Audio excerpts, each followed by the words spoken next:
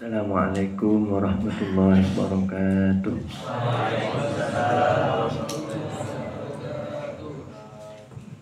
Bismillahirrahmanirrahim. Alhamdulillahirabbil alamin. Hamdan yuwafi ni'amahu wa yukafi mazidah. Allahumma salli ala sayyidina Muhammad salatan tashrahu biha sudur wa tankashifu biha sutur wa tughfaru biha dhunub wa tasluhu biha al-qulub wa tuyassaru biha al-umur wa tanfatihu biha al-abwab wal asrar wa ala alihi wa sahbihi wa sallim. Rabbi shrah li sadri wa yassir li amri wahlul 'uqdatam min lisani yafqahu qawli waj'al li waziran min ahli. Amma ba'du.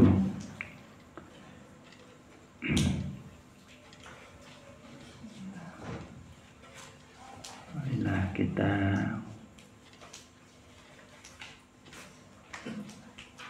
mengaji dengan penuh niatan yang baik,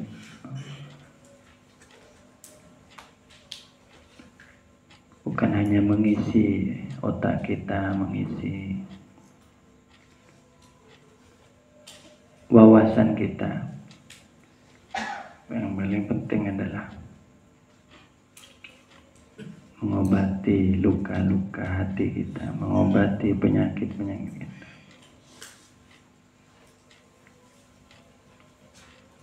Memohon hidayah kepada Allah SWT atas hati kita, kesadaran kita, jiwa raga kita,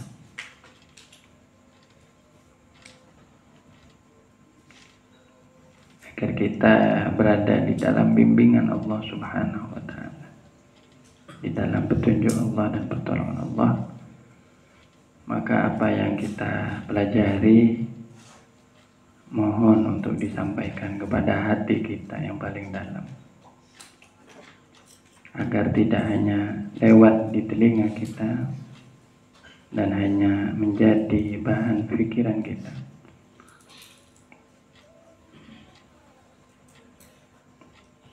Karena majelis pengajian ini majelis pengajian yang sangat mulia, karena ilmunya mulia, yaitu ilmu tasawuf, ilmu adab,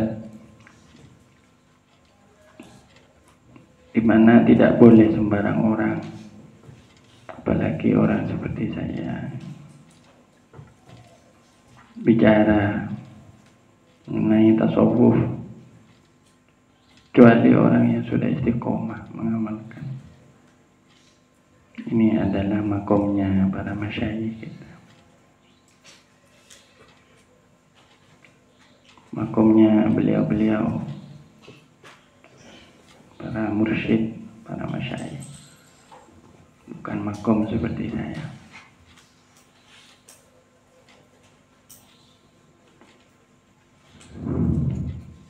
Karena itu, apabila dalam hati saya belum ada petunjuk dari beliau-beliau, belum ada arahan dari beliau-beliau, saya nggak akan berani mengajarkan atau menyampaikan ilmu-ilmu ini.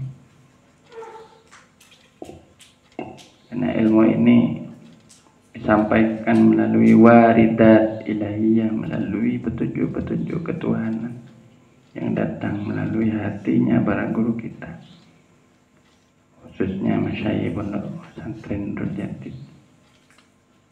Karena ilmu ini akan dipakai untuk modal kita, bekal kita beribadah kepada Allah Subhanahu wa Ta'ala. Dan mengerti soal tidak mengerti, soal mengerti atau tidak mengerti adalah rezeki masing-masing.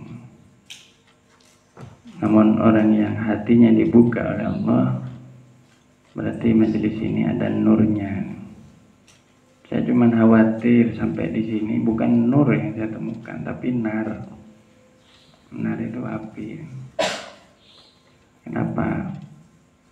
Karena masih banyaknya dosa-dosa, masih banyaknya tirai-tirai penghalang di antara kita semua.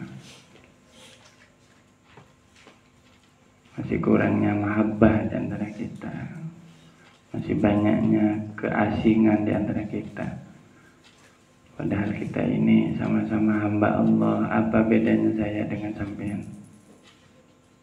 Sujudnya sama,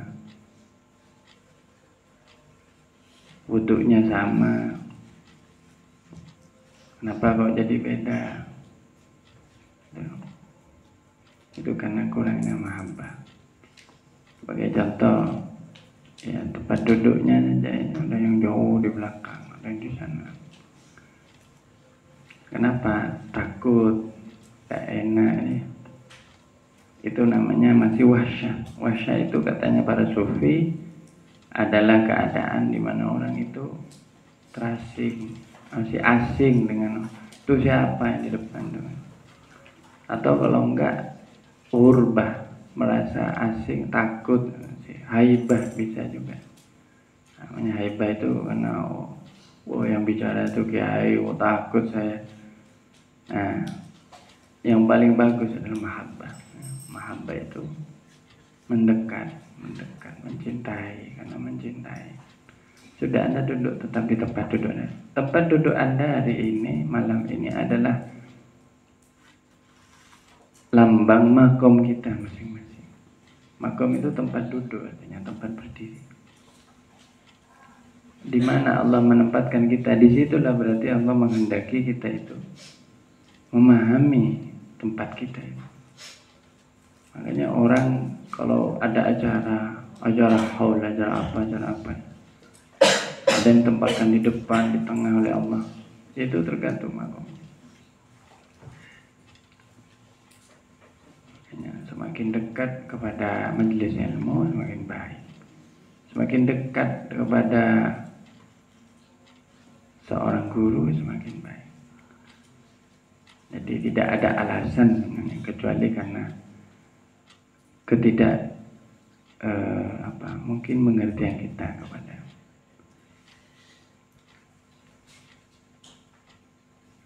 itu ya. Jadi ini majelis tasawuf. Dan tasawuf itu kayak kita itu harus belajar lagi. Saya hanya ingin mencerna kembali apa yang sudah saya ngaji bersama para masyayikh. Kalau masyayikh menyampaikannya dengan sangat terang, sangat jelas. Sekarang pertanyaannya gimana itu kita pakai?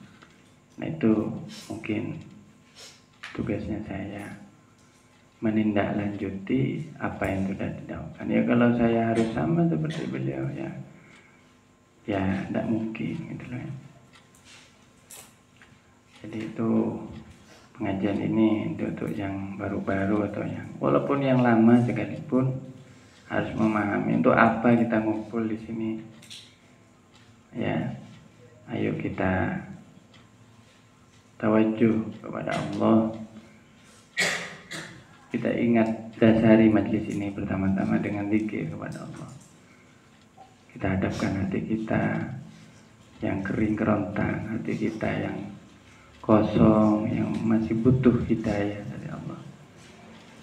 Hadapkan kepada Allah Subhanahu wa ta'ala dengan semangat ihdinas siratal mustaqim. Ya Allah, beri kami petunjuk kepada jalanmu yang lurus. Ihdinas siratal mustaqim, melalui sunnah Nabi-Mu Muhammad sallallahu alaihi wasallam. Dan yang kedua tentang metodenya sama seperti metode yang kemarin. Saya akan baca tulisan, ya, tapi ini tulisan. Saya baca tasawuf itu bukan dasar tulisan. Ada orang ngaji tasawuf bolak-balik, tetap tidak berubah alatnya. tetap tidak meningkat ma'rifatnya, ilmunya tidak meningkat kepada Allah. Bukan itu tasawuf. Bahkan banyak para guru sufi itu tidak bisa baca tulis. Seperti ini Imam Ibrahim Al-Madbuli yang menjadi wasiatnya yang disyarah oleh Imam Syaroni. Makanya kuncinya dalam ilmu tasawuf itu adalah keterbukaan hati, karena itu adalah ilmu hati yang diberikan melalui hati kepada hati. Namun para ulama menuliskan sebagian ini sebagai panduan supaya kita ingat, supaya kita itu bisa mencatat dan menghafal adab-adab kita. Baik, saya mau baca dulu dari yang diamanahkan oleh guru kita, Teratus Syekh Kiai Haji Fadlur Rahman Zaini, yaitu kitab Al-Minhah Hussaniyah. Kemudian berikutnya mungkin bisa melanjutkan kepada Al-Adab Fiddin. Tapi sekali lagi ya, jangan hanya terima dari kitabnya. Kalau kitabnya tidak hatam, atau pun hatam dibaca lagi, ya, karena bukan kitabnya, bukan tulisannya yang paling penting, tapi sampainya ilmu ini ke hati kita bisa membawa kita itu berubah dari waktu ke waktu menjadi lebih baik. Semoga Allah memudahkannya. Amin. Semoga Allah menjadi jujur secara fisik. Malam hari ini saya sedang kurang sehat sebenarnya, dan untuk itu menyampaikan hal-hal seperti ini ilmunya para wali. Tasawuf ini ilmunya para wali, karena diamalkan satu bisa jadi wali Allah, diamalkan satu bisa jadi wali Allah. Ini tidak bisa kalau setengah-setengah gitu ya. Jadi memang ada syarat-syarat yang harus dipenuhi kalau ingin mendapat kesempurnaan, yaitu badan kita juga harus sehat, fisik kita harus fresh, kemudian kondisi lebih-lebih emosi kita, mental kita sedang stabil.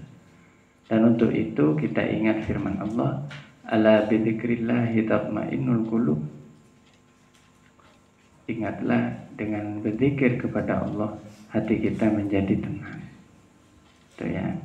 Jadi sekarang memang harus belajar zikir dulu, teman-teman, belajar zikir dulu, yaitu dengan melafalkan bacaan-bacaan baik, kalimat thayyibah seperti istighfar, juga bersolawat, perbanyak zikir dan solawat.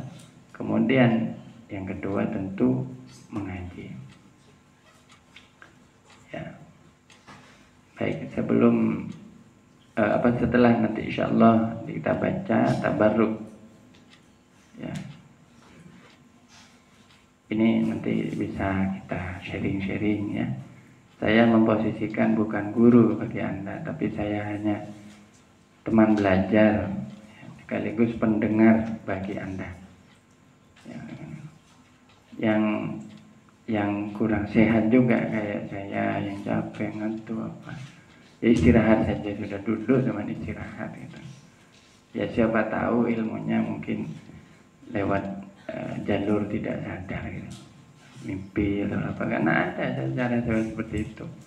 Kadang ada orang hadir di majelis ilmu ngantuk, tapi masuk ilmunya itu. Kita tidak tahu, cara Allah itu macam-macam ya, bukan cuma yang dohir-dohir kayak gini. Jadi ini yang ingin saya sampaikan. Dan sekali lagi, saya pun juga ada ahli baca kitab. Setiap kali baca lagi, saya bingung lagi, ini apa maksudnya itu. Padahal ini minggu lalu sudah saya baca, kadang sebulan lalu sudah. Tapi namanya kitab itu pasti punya rahasia-rahasia. Dibaca, ya Allah, itu ya. Ada lagi yang perlu diingatkan itu ya. Tapi kalau diri kita sombong, wah aku sudah tahu gitu ya. Nah ini yang sombong, padahal kalau dilihat lagi belum diamalkan. Baik, jadi ini kan semester baru ini ya. Bukan karena semester barunya, ayo kita ngaji lagi dari awal mengenai wasiat-wasiat Imam Al-Madbuli. Ini sudah ditulis ya, tinggalannya ada 13 atau 14 poin itu silahkan dilihat lembarannya. Kalau saya tidak perlu ngulang lagi, itu terjemahnya sudah ada ya, coba lihat. Itu lembarannya apa? Hah? Bukan. Sudah saya minta untuk fotokopi, apa tidak difotokopi ya? Dulu sudah lama ya. Jadi ada sekitar 13 atau 14 wasiat itu ya, hendaknya orang bertaubat. Itu sudah diresum. Nah, itu kalau bisa taruh di kamar masing-masing ya, sekarang uraiannya itu ya, uraiannya. Jadi insyaallah dari uraian ini kita bisa selalu ingat ya, karena tujuannya itu yang paling penting adalah sering-sering ingat ya. Kalau tidak ada nanti saya ketikkan lagi saja, saya kirim, karena ini sudah berapa bulan tidak ngaji ini ya. Ya Ramadan itu sudah tidak ngaji. Jadi nah mungkin ya kalau perlu ada 1 atau 2 malam khusus hataman, nah, gitu. Hataman bocor terus itu sampai selesai. Kalau mau ya ayo, cuma jangan malam ini ya. Misalnya kapan, kalau mau metodenya hataman tapi tidak usah diterangkan, maknanya aja. Kalau sekarang ini ngajinya ya tidak niat ngatamin tapi niat tabarruk aja.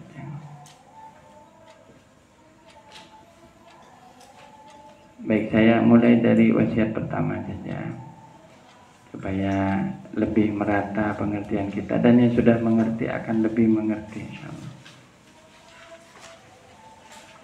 Silakan dibuka halaman 2. Jadi sekali lagi ya, bukan dasarnya kita hanya tahu ya.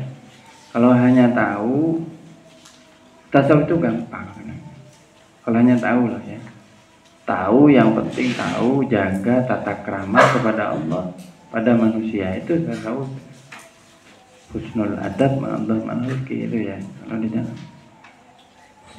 itu tasawuf, itu di trilogi santri itu sudah, itu tasawuf itu.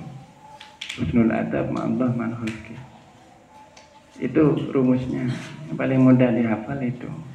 Apa itu tasawuf? Husnul adab ma'allah manhulki itu ya, menjaga adab yang paling bagus kepada Allah. Cuman bagaimana menjaga itu kan pertanyaan. Itu yang butuh rincian-rincian ya. Di trilogi santri itu apa istilahnya? Al-ihtimam bitarkil dunub, al-ihtimam bifurdil aini ya, wal-ihtimam bitarkil dunub la siyama al-kabair. Nah yang terakhir itu husnul adab ma'allah itu tasawuf itu. Kalau al-ihtimam bil hudul ini itu fikih syariat ya, syariat, ilmu syariat. Al-ihtimam bitarkil dzunub la siyama al-kabair ini lengkap ya. Peduli meninggalkan dosa-dosa, terutama dosa besar. Itu adalah sebagian sudah tasawuf, sebagian fikih. Itu sudah jembatannya. Tapi puncak di tasawuf itu husnul adab ma'allah manhulki gitu. Ya itu sudah ada rumusannya. Cuman masalahnya kita tahu itu tapi belum ngeh ya, belum paham atau belum mampu. Baik, saya tidak akan berpanjang lebar, saya ingin ngaji saja. Jadi ingin menikmati ya uraian-uraian dari Syekh.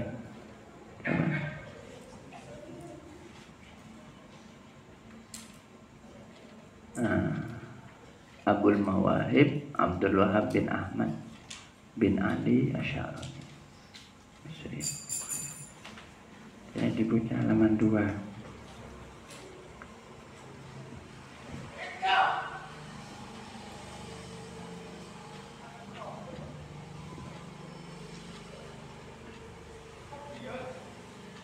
Bismillahirrahmanirrahim. Jadi saya mulai dari muqaddimah. Alhamdulillahilladzi farada taubata wa harrama al-israr. Adapun segala puji ialah bagi Allah. Alladzi farada, yang telah memfardukan pada kita taubata, kepada taubat. Wa harrama, dan mengharamkan. Siapa Allah? Al-israr, kepada terus menerus melakukan dosa.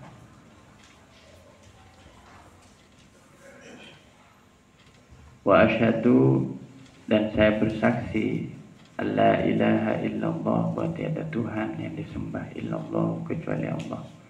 Wahdahu,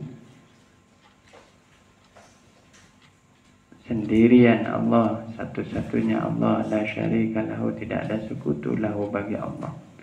Katibul athari, yang menetapkan atau mencatat, ya bukan mencatat, bagaimana artinya, yang menghimpun atau menetapkan al-athari, kepada amal-amal.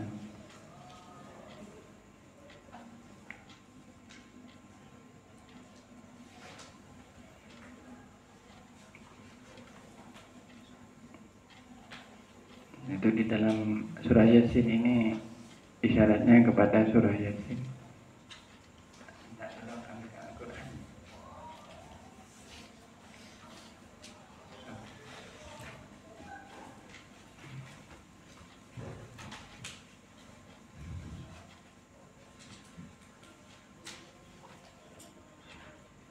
Jadi apa maksudnya di sini katibul athar ini kok dinisbatkan kepada Allah, disifatkan kepada Allah?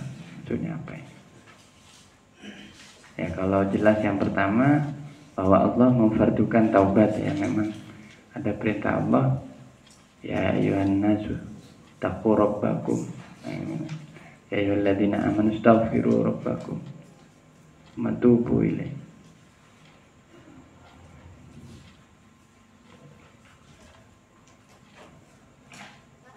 Oh ya, ini ya 18 ya, ini nanti bisa digandakan, taruh di kamar kurangnya satu ini.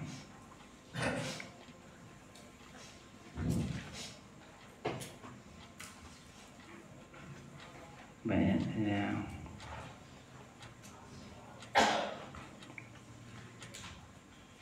Jadi ini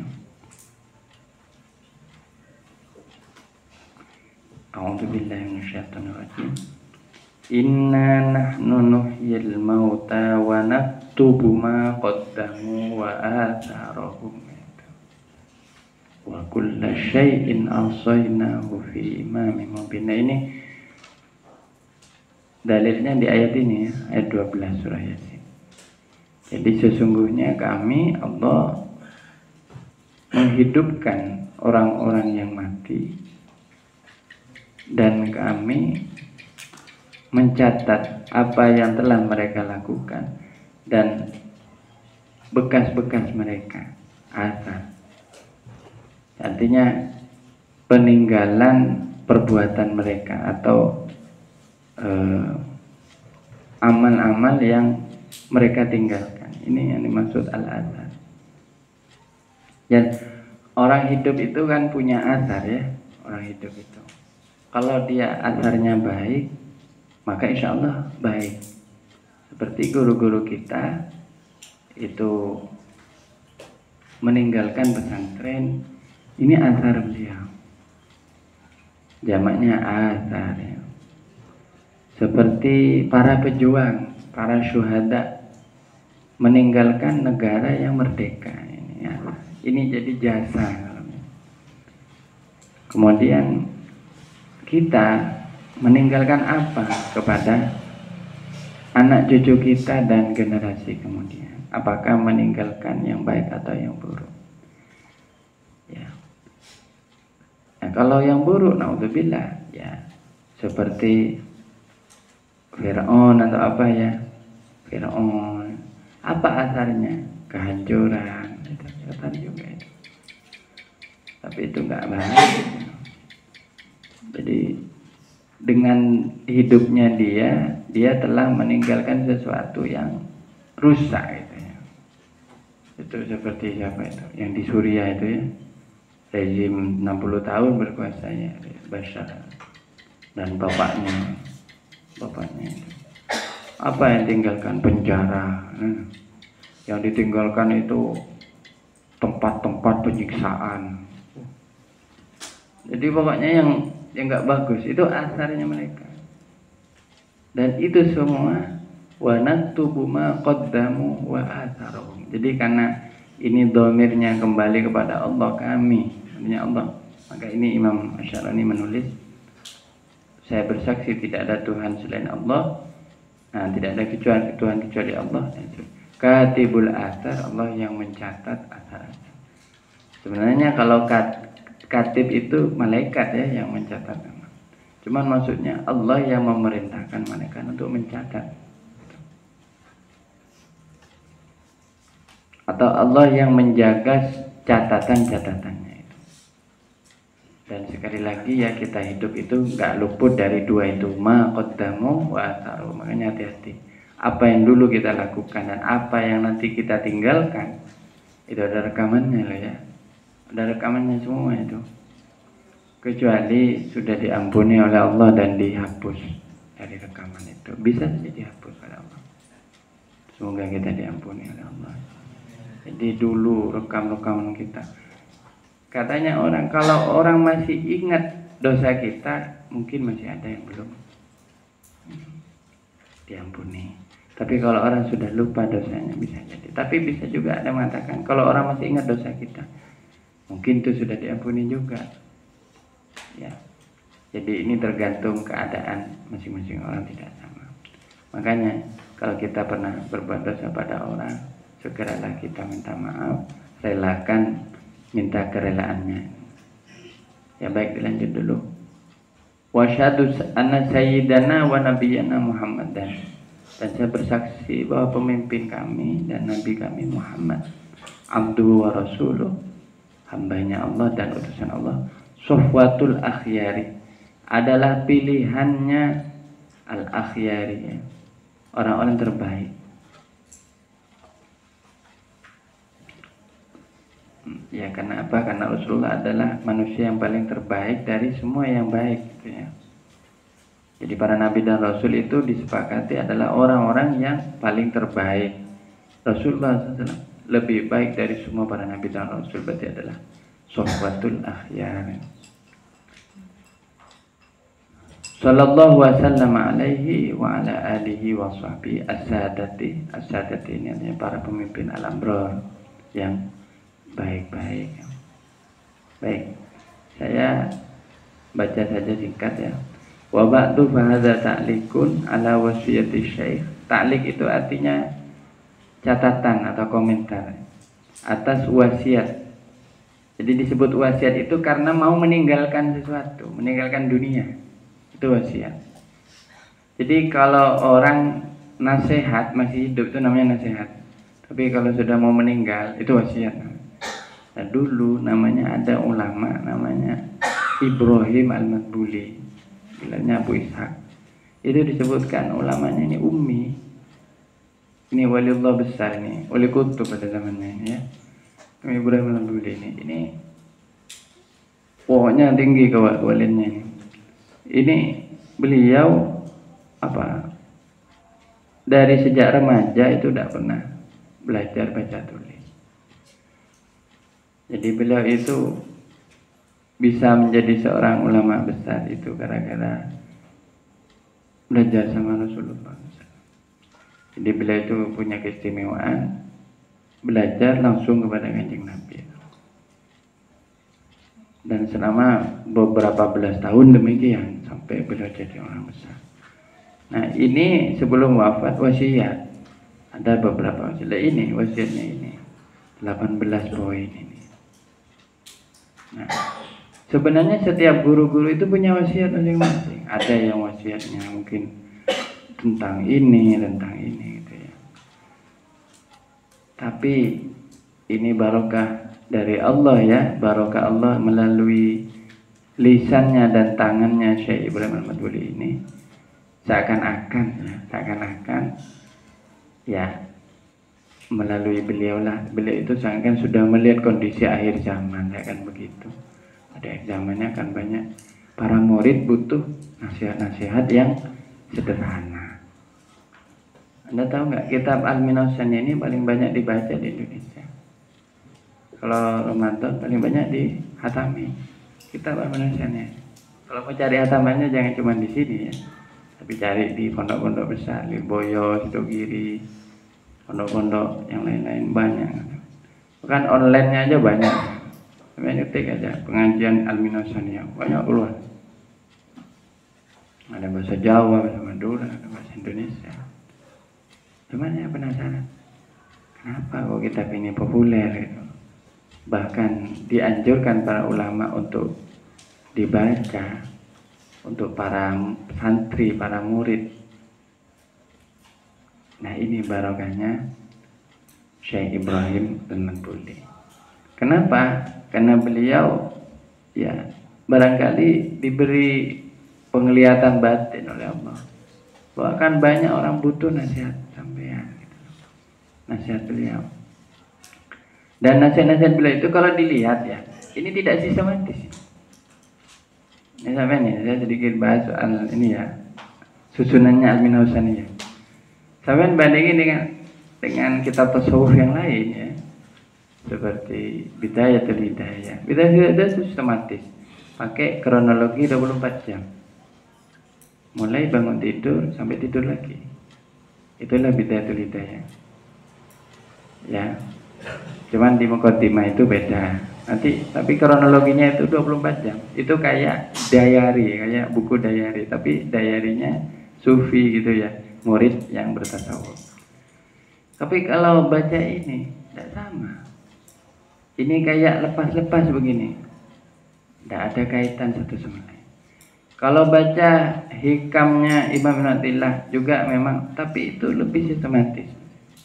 Baca ada lagi wasiatnya Syekh Abdul Qadir Al-Jilani, ulama besar, Imam Abdul Qadir Al-Jilani radhiyallahu anhu. Juga cukup sistematis. Saya punya juga soalnya. Bab ini. Wallahu a'lam ya, mungkin ini dari penulisnya atau dari santrinya. Nah, khusus wasiatnya Imam Al-Madkhali ini sederhana tapi mengena itu. Tapi ini kalau dilakukan betul, ini inti dari tasawuf. Bahkan ini yang disebut di dalam istilah orang pesantren tirakat itu. Ya, tirakat itu pengindonesiaan dari tarekat. Nah, kalau tarekat identik dengan zikir. Padahal tirakat dan tarekat itu sama. Cuman kalau tirakat identik dengan riyadah itu. Artinya apa? Ini coba. Hendaknya mempersedikit tidur. Hendaknya senantiasa beruzlah. Ini. Jadi kalau dibaca ini luar biasa ya. 18 poin saja, tidak banyak. Tapi ini baca. Dan dipahami dikit-dikit ini maksudnya apa? Ini ada salah ketik ini sedikit. Tapi ini bagus ini. Ya, ini siapapun butuh ini. Hendaknya istiqomah bangun malam loh. Kita aja yang istiqomah ini. Hendaknya istiqomah sholat berjamaah selalu nih. Ini semua ini penting. Intinya ini hal-hal yang dilakukan dan dibutuhkan oleh semua orang. Tapi di sisi lain, ternyata orang yang melakukannya belum tentu banyak gitu. Makanya saran saya ini hendaknya Anda gandakan ya. Anda kalau enggak Anda catat dengan tangan, taruh di buku masing-masing. Kemudian Anda bikin catatan poin yang nomor berapa yang Anda paling lemah gitu, atau yang belum istiqomah. Nah, gini caranya. Ini bikin kayak rapor gitu ya. Nah, ini nanti ini kan resumnya ya, resumnya. Nanti tapi jangan meninggalkan ngajinya. Insya Allah akan semakin lebih mendalam itu. Hindari menyakiti sesama Allah ya. Waspada terhadap riya yang samar. Nah, kalau tidak ngerti riya yang samar nanti ngaji kita gitu. Nah, ini ya, amalkan betul. Mari kita amalkan. Dan ini juga buat saya dalam beberapa kesempatan saya pasti lihat lagi, tuh malu saya belum ngamalin, dibuka lagi begitu terusnya. Dan ini pesan-pesan yang semoga bisa pelan-pelan kita amalkan ya. Amin ya rabbal. Sekali lagi tidak sistematis, tapi ini relevan. Dan oleh karena itu kitab ini menjadi populer sekali. Ini dicetak terus setiap tahun, ini laris ini Al-Minausan ini. Padahal pengarangnya tidak populer di Indonesia. Syekh Ibrahim Al-Madbuli ini tidak begitu populer. Imam Asy'arani lebih populer, namun mungkin orang-orang tertentu. Karena Imam Asy'arani itu juga termasuk karya-karyanya ada yang berat juga gitu. Nah, tapi barokahnya beliau ini, alhamdulillah kita bisa ngaji. Dan saya sampai sekarang masih terus mempelajari apa keistimewaan kitab ini, kenapa kok kitab ini menjadi relevan bagi kita semua. Dan saya yakin ini barokah doanya musannifnya. Ya, mari kita doakan. Thayyaballahu tharahu ya. Semoga Allah mengharumkan kuburannya. Ya, kita tidak tahu kuburannya beliau ada di Mesir ya. Tapi doakan kita. Waja'alal jannata, dan Allah jadikan surga mutaqallabahu ya. Wa matwahu. Mutaqallabahu itu tempat ya.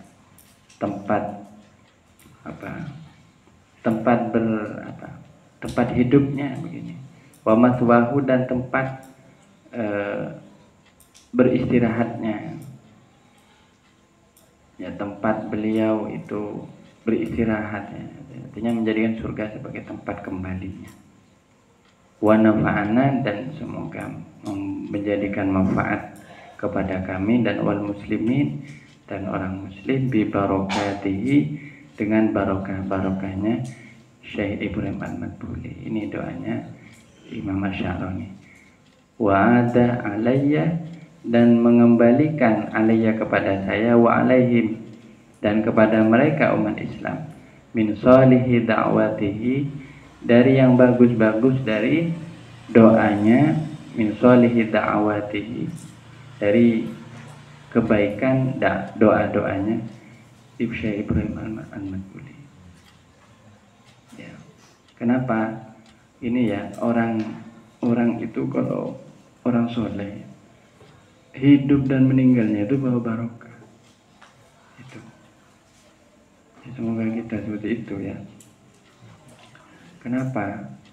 Karena orang soleh itu ketika hidup berbuat baik kepada orang, ketika meninggal ada barokahnya. Ada kebaikan yang Allah berikan melalui beliau. Tentu barokah itu dari Allah semua. Cuman Allah taruh barokah itu pada apa-apa peninggalan beliau. Pada kuburannya Allah kasih barokah, pada kitabnya, pada namanya, pada zuriyahnya. Makanya orang soleh itu ada barokahnya. Dan dari manapun kita ambil barokah itu, insya Allah kalau ditakdir dan sampai kepada kita barokahnya. Ya.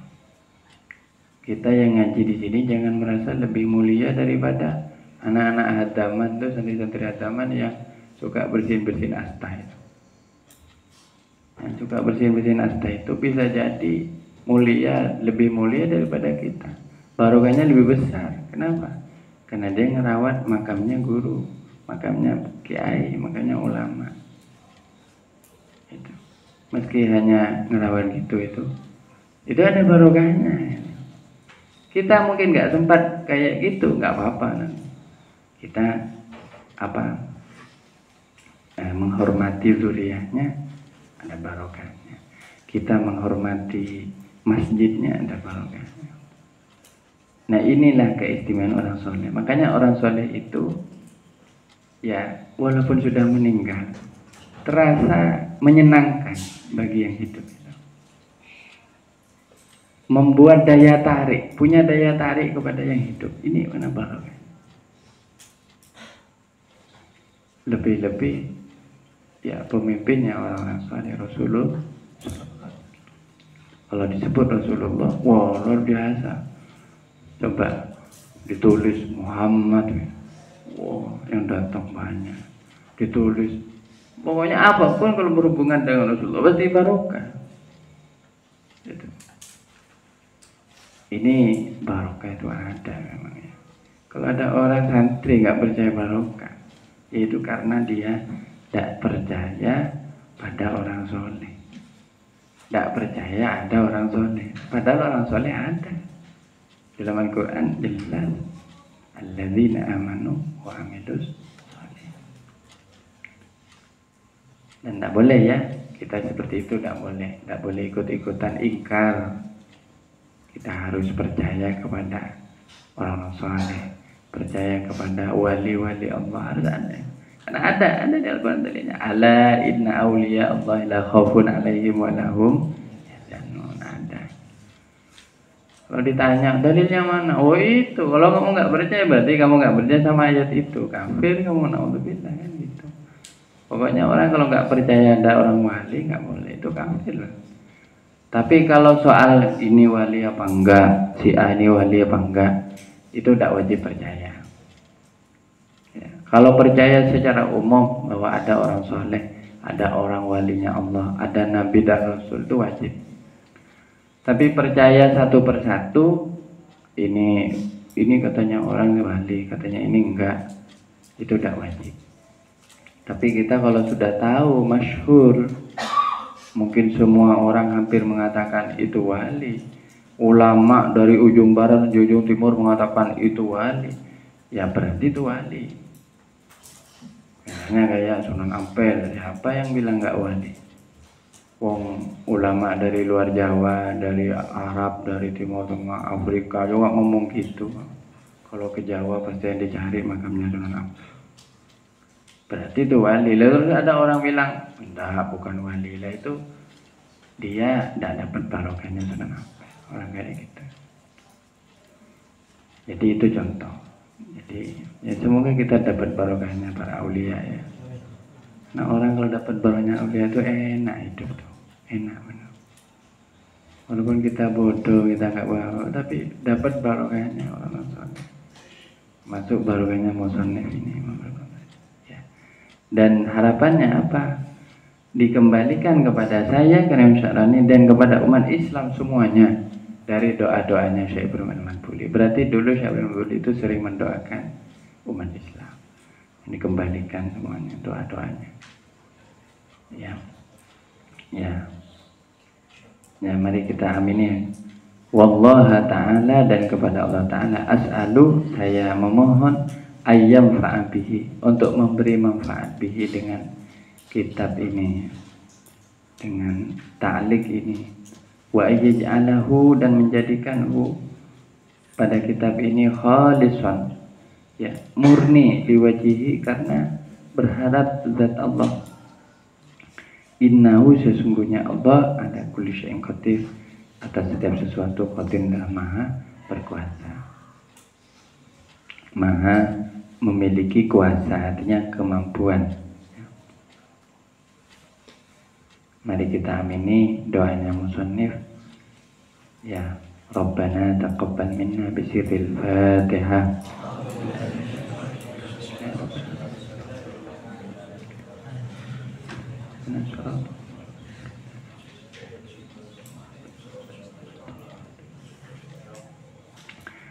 tanda ya terbitnya cahaya dalam hati yang bersambung antara kita dengan orang soleh.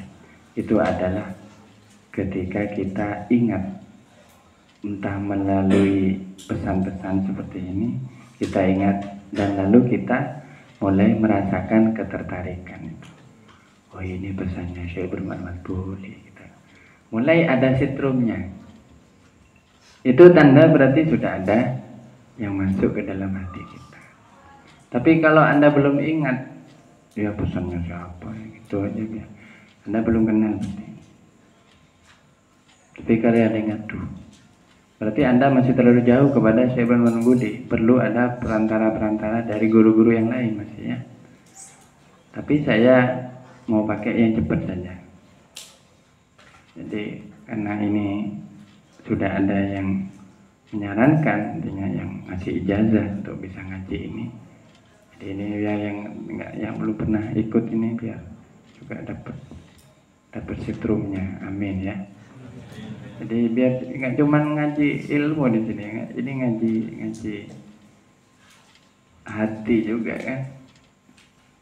Jadi karena ini ya ini pakonan perintah dari guru kita Hadratus Syekh Fadlur Rahman Zaini. Saya yakin dari beliau akan langsung bersambung kepada Syekh Syaroni, langsung bersambung. Insya Allah ada perantara lagi. Jadi dari beliau langsung ke Syekh Syaroni, dari Imam Syaroni langsung ke Imam Muhammad Budi. Itu sangatnya sudah. Jadi cukup 1, 2, 3 langsung. Ya semoga amin ya robbal. Ini yang paling enak. Kalau sampai mau cari yang susah ya ke Mesir sana. Cari dari murid-muridnya Syekh Syaroni sampai sekarang. Lama tapi. Saya soalnya ngerasain fadilahnya ketika kita yakin kepada guru kita, insya Allah cepat kita nyambung.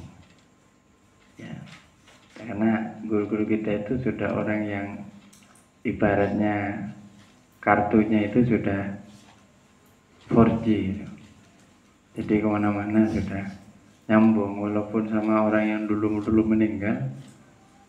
Insya Allah semua masyayikh kita itu insya Allah semoga kita dapat barokahnya ya. Gitu. Ya. Tapi kalau Anda masih merasa jauh, merasa asing, merasa nggak kenal, berarti belum nyambung itu saja. Terus gimana cara nyambung? Harus cari wasilahnya. Gitu. Kalau kepada Imam Ghazali, insya Allah ada juga. Ini karena ini satunya kitabnya Imam Ghazali. Ya. Kalau mau yang cepat itu antara lain lewat Mbah Maimun. Mbah Maimun langsung Imam Ghazali juga. Kenapa? Dan Imam Ghazali itu udah dekat.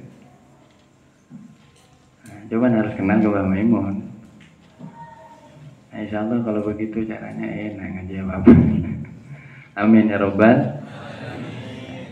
Ya sudah, saya mau pakai yang cepat-cepat saja.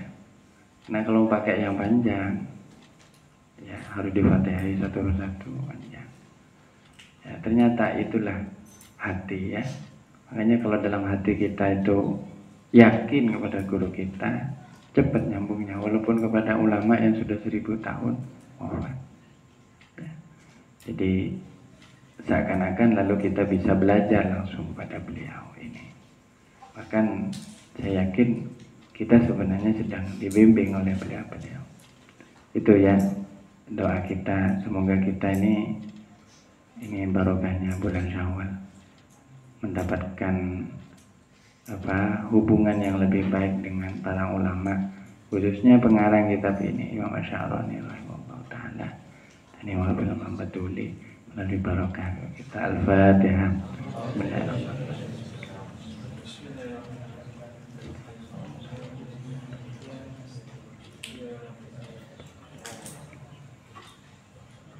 Kalau sudah kena sering-seringnya habis, ya itu lah cuman kuncinya.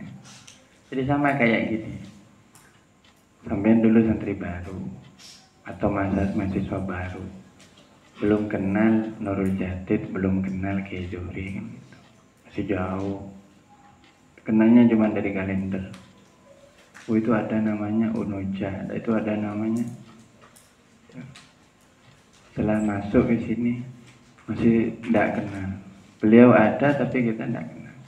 Jadi kita sowan, kita semakin dekat, semakin kenal, semakin kenal. Begitu juga dengan para aulia. Para aulia itu demikian. Nanti kalau saya nyebut namanya wali siapa, Syekh Ali At-Taqoq misalnya, sampai sahabat belum kenal kan, ya itu berarti masih jauh. Tapi oh itu, nah itu sudah kenal. Nah begitu juga dalam kehidupan kita dengan para aulia itu. Makanya yang paling penting ini loh, hati kita itu jangan sampai ingkar, ya. Jangan sampai nolak kalau ingin dapat barokahnya para aulia. Jangan sampai hati kita itu meragukan. Kalau masih ragu, nah itu perlu di terapi khusus itu sampai hilang keraguan-keraguannya. Ya. Apa benar itu wali-wali itu hidup? Bah. Hidup sekarang. Dan mendoakan terus siapa yang mendoakan beliau gitu, yang ngirim Fatihah seterusnya. Jadi sampai terus kenal dari yang awalnya tidak kenal jadi kenal, menjadi lebih kenal seterusnya. Ini tidak ada batasnya ya, terus gitu. Ya. Di sini sebagian ya ada yang sudah mungkin ikut tarekat atau ikut baiat tarekat. Di antara daftar silsilah gurunya tarekat itu ada namanya Imam Amir Kulal. Siapa Amir Kulal? Tak tahu. Siapa itu? Orang mana? Tak tahu. Ya itu berarti belum kenal. Ketika nanti terus tawasul, kenal. Oh iya Amir Kulal itu ya. Bisa menjelaskan. Nah ini barokahnya karena terus berhubungan secara batin dengan ulama tersebut. Makanya itu barokahnya para aulia ya. Dan insya Allah kalau kita istiqomah dalam bertawassul, istiqomah tabarruk, ya ada pancaran dari barokahnya itu yang sampai kepada kita. Dan itu yang paling banyak saya harapkan, ya. Saya jujur kalau cuma ngaji gini, mending sampai ngaji sama ustaz aja dah gitu kan. Kalau cuma mau niat hatamin loh ya, maksudnya hatamin tapi nggak maksimal barokahnya. Kalau hanya niat penasaran ini artinya apa, niatnya apa, ya mohon maaf bukan itu tujuan kita. Tujuan kita lebih dari sekadar ilmu. Tujuan kita itu adalah hati kita ini supaya hidup dengan barokahnya para aulia. Ya, seperti soal namanya al-minah husaniyah, karunia yang mulia. Ya, ini karunia dari Allah semua, karunia melalui kita. Baik, saya ingin masuk ke wasiat pertama. Awalul wasiyati, adapun wasiat yang pertama, alaika, hendaknya atas engkau, ayyuhal akhu, atau wajib atas engkau, ayyuhal akhu, wahai saudaraku. Kita ini dianggap saudara, dan sebutan saudara itu adalah sebutan yang lazim dari para nabi. Para nabi menganggap sesama para nabi adalah saudaranya.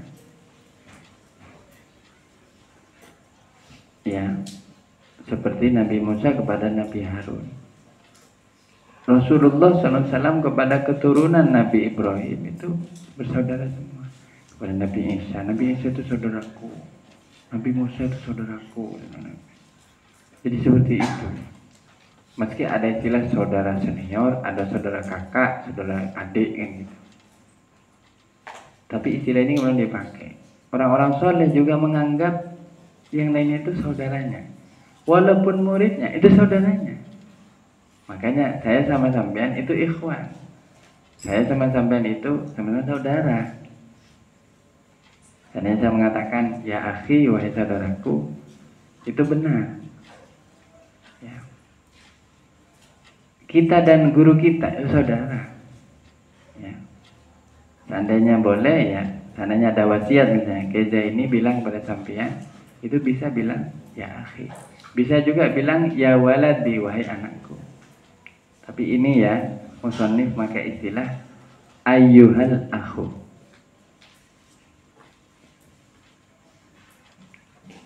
Wahai saudaraku. Kita ini saudaranya Syekh Burhanuddin Budi. Subhanallah, kita dianggap saudara sama beliau. Dan kita merasa tidak pantas ya untuk disambut. Ini kalau diketik tulisan Arabnya saja yang matanya sedikit sebenarnya. Insya Allah tidak sampai 1 halaman. Yang ini yang selebihnya kan syarahnya. Ini kayaknya wasiatnya tipis ya, cuma 1 halaman ya. Coba nanti ditulis ulang, saya kok jadi terinspirasi untuk menulis ini. Jadi dimulai dari alaika ayyuhal akhu bil istiqomati. Wajib atas engkau wahai saudaraku. Subhanallah. Bil istiqomati dengan istiqomah. Fit taubati di dalam bertaubat.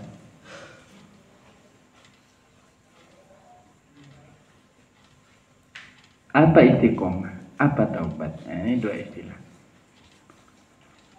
Baik, tidak panjang lebar. Istiqomah itu adalah, ada yang bisa mendefinisikan istiqomah? Apa istiqomah itu? Kami sering mendengar, ayo kita istiqomah. Apa istiqomah? Terus menerus gimana? Itu kurang lagi. Terus menerus. Oh, kalau terus menerus dalam aman. Terus menerus melakukan dosa istiqomah. Itu namanya israr. Kalau terus menerus apa?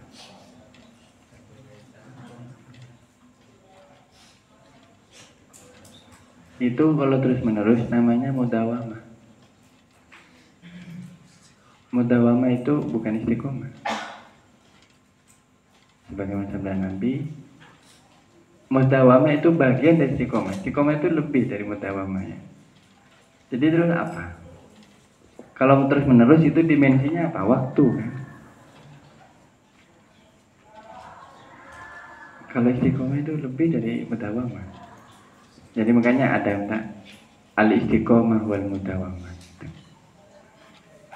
Mudawamah itu dalam hadis adanya ahabul a'mali ilallahi adwamuha wa iqalla. Perbuatan yang paling disukai Allah adalah yang paling dawam, yang paling mudawamah, yang paling langgeng, yang paling terus menerus, walaupun sedikit.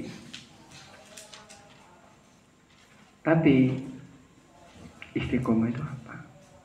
Mana firman Allah, wastaqim kama umirta, dan istiqomahlah kamu sebagaimana kau diperintahkan. Nabi Sallallahu Alaihi Wasallam masih diingatkan oleh Allah, kamu harus istiqomah wahai Muhammad. Subhanallah.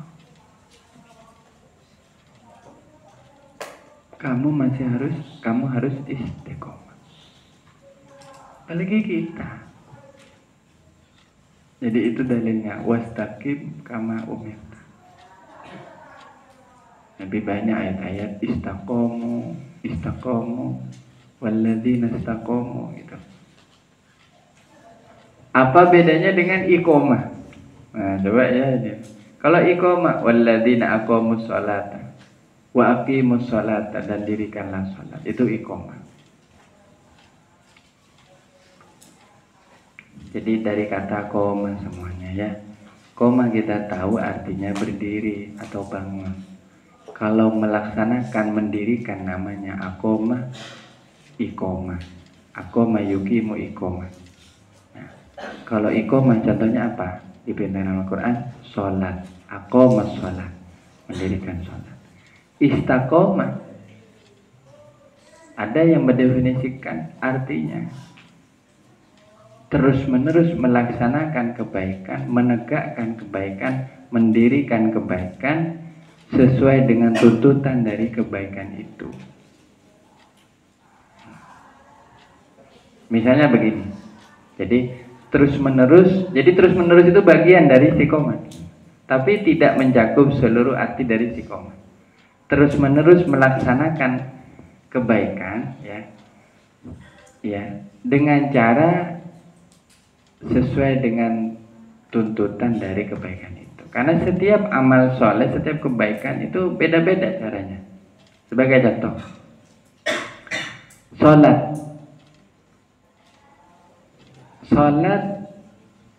5 waktu. Dari segi waktunya ada kelonggaran ya, ada awal waktu, pertengahan waktu, akhir waktu kan. Ya. Ada yang afdol seperti dengan sholat berjamaah dan ada yang tidak afdol dengan sholat sendiri. Ada yang afdol dengan sholat rawatib dengan yang tidak afdol tanpa rawatib. Bermacam. Ada kaifiyah tata cara sholat yang bisa dilakukan walaupun itu semua sudah diatur oleh syariat.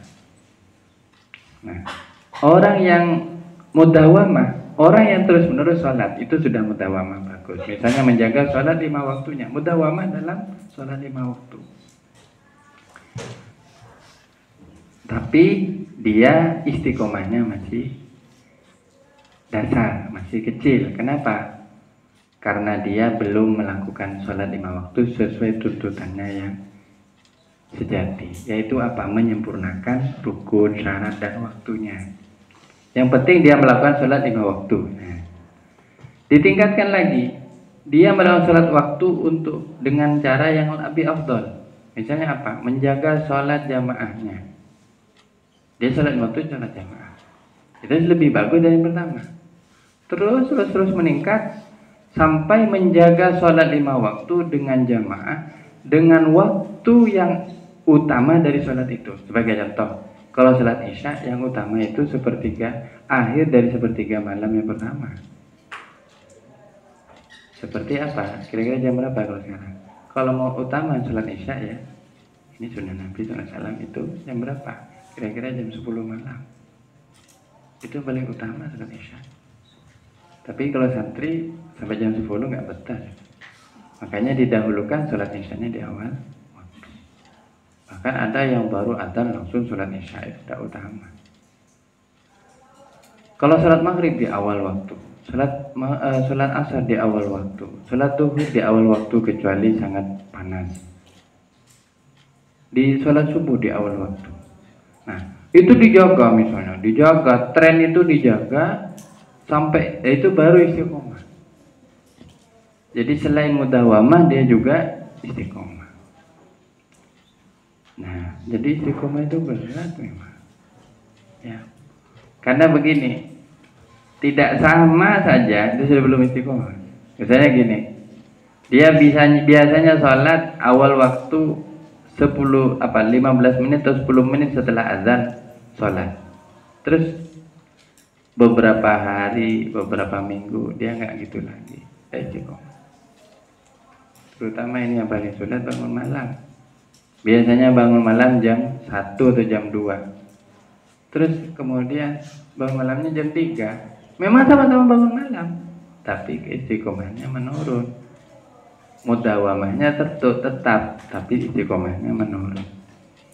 Maka apa firman Allah? Fastaqim. Maka istiqomahlah kamu.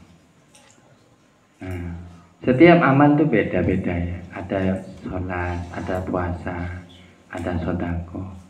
Yang istiqomah puasa mungkin dia Senin Kemis terus gitu. Yang istiqomah puasa dengan sahur jam berapa. Jadi nanti setiap orang ada pola-pola istiqomahnya sendiri. Ada orang yang sahur, saya kalau sahur harus jam 3:30. Kenapa? Karena ingin mengejar yang utama. Sahur yang paling akhir. Itu baru istiqomah. Sesuai dengan tata cara dari sahur. Kenapa? Sahur yang utama itu yang paling akhir. Menjelang azan itu yang paling utama, sahur. Makanya kalau istiqomah harus dasar ilmu ya. Nah, tidak bisa orang mengklaim istiqomah. Kamu istiqomah puasa Senin Kemis. Alhamdulillah istiqomah. Gimana caranya? Kalau Senin saya sahurnya kadang sebelum tidur. Tapi kalau Kemis sahurnya jam 2. Pokok beda. Ya pokoknya cangkol. Pokoknya kata saya. Belum istiqomah itu.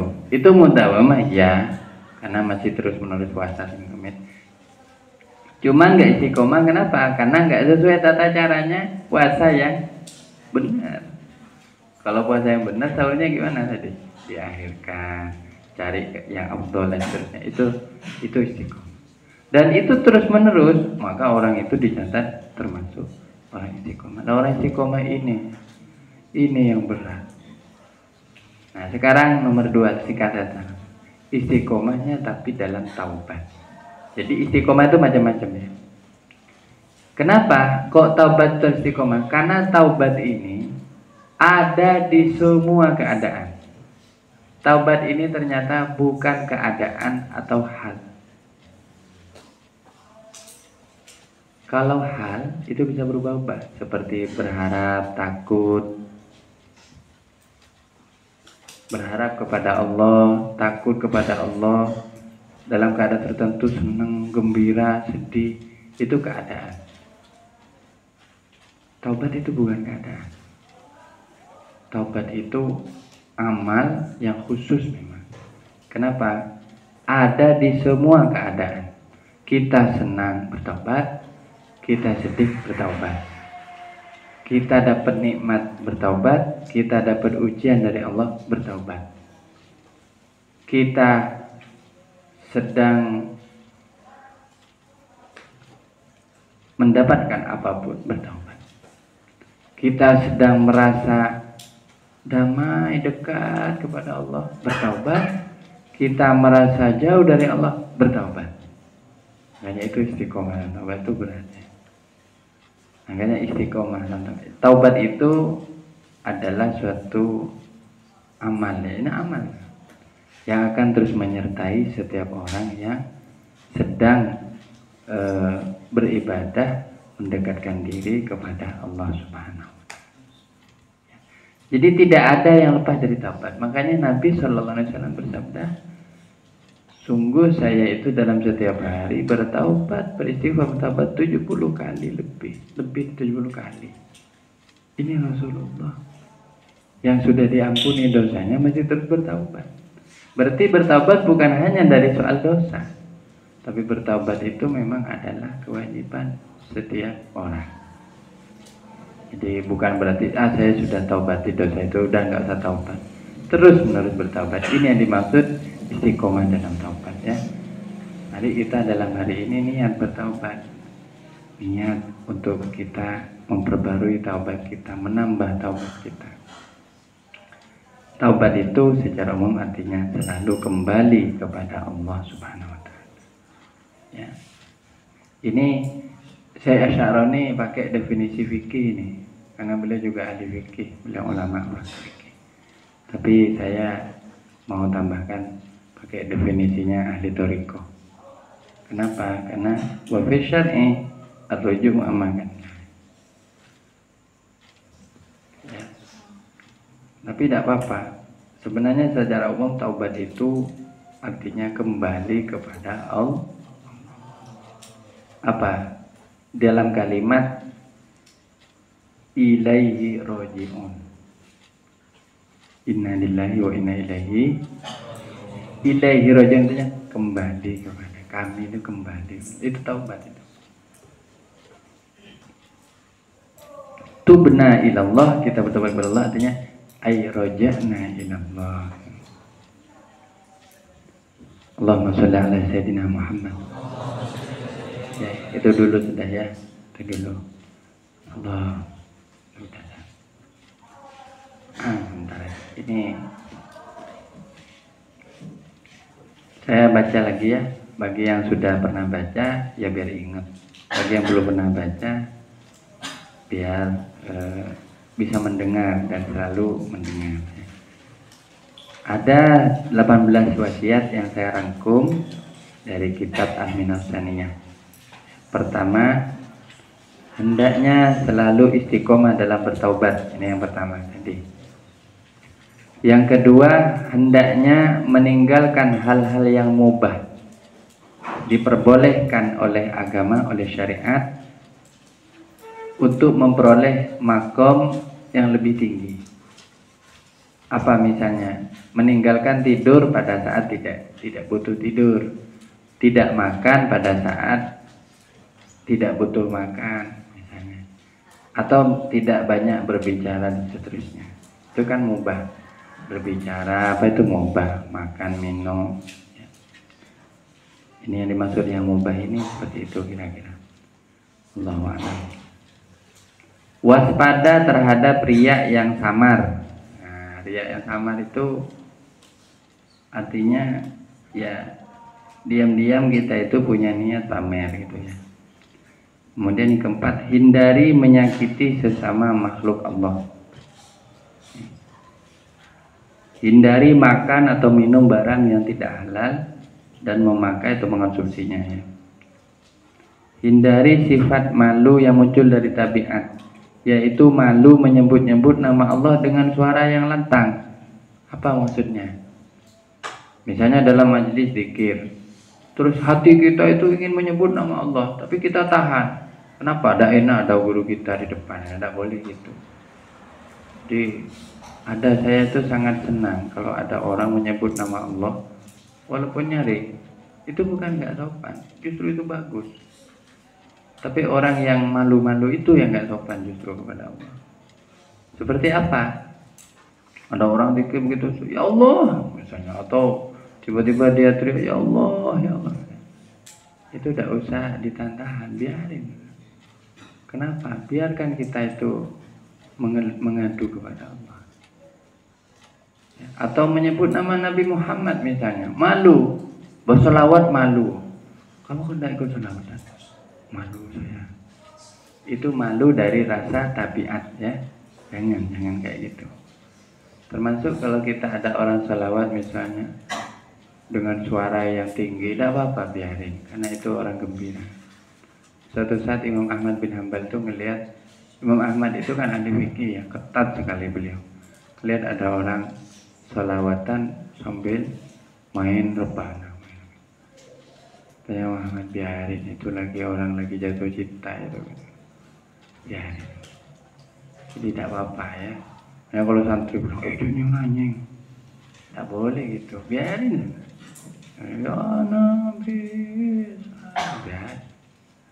Itu bukan rasa malu itu, justru kita yang malu kalau melarang dia itu. Jadi tidak usah, hindari sifat malu yang macam.